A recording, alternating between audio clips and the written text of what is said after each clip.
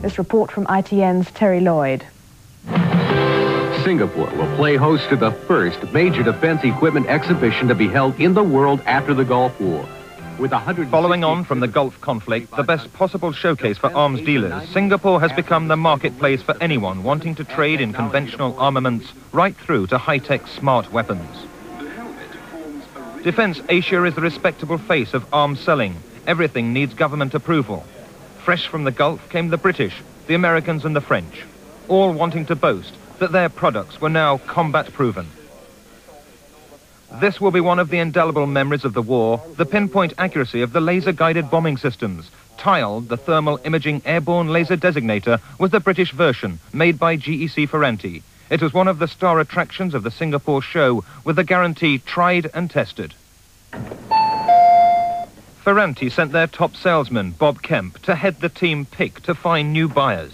The potential buyers he was hoping for all arrived, already impressed by the high-tech successes in the Gulf.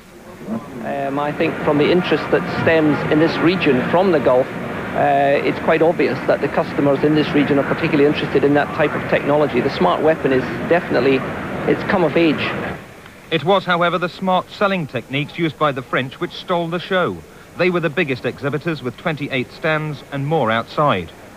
It's a magazine with 50 rounds. 50 rounds? Yes, 50 This rounds. Indonesian headed for the French stall, shopping for small arms. And this purchaser from the Philippines also knew exactly what he wanted, a new patrol boat. Well, we are 7,000 islands. We're infested with some pirates. They just hijacked one of our kerosene or crude oil boats, and so we're looking for something to help us in that regard.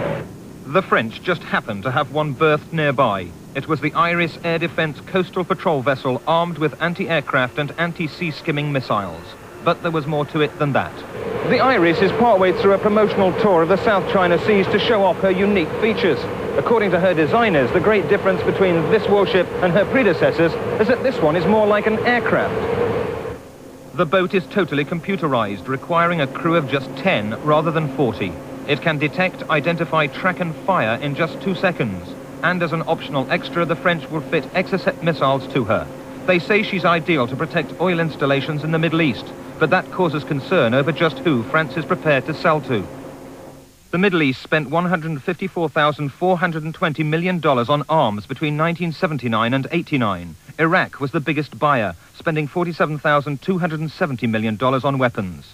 The Soviet Union was the biggest supplier. It sold $22,600 million worth of weapons to Saddam Hussein, including the Scuds that hit Israel and Saudi Arabia. France was the next biggest seller. They sold him $6,900 million worth of arms, including Exocets. The French are embarrassed by their sales track record and say they're reviewing future policy, but some believe nothing will change. America has already changed its views, and the call for an arms freeze by President Bush was reflected by the subdued performance of the exhibition by US dealers. Despite success in the Gulf, there were no traces of the cruise missiles or the Patriot interceptors, even though those sort of weapons are already on other countries' wanted lists. Saudi Arabia is the biggest shopper. It wants Patriot from America, as well as F-15 fighter aircraft, missiles and tanks. From Britain, it's looking for fighter aircraft like the Tornado. Syria is said to have put in a $2,000 million order to the Soviet Union for Scuds, medium-range tactical ballistic missiles, fighter aircraft, and it's looking to China for more. Despite calls for tighter arms control, the experts agree that although a customer like Saddam Hussein might find it difficult to arm himself officially, there will always be dealers ready to trade on the black market with anyone for hard cash.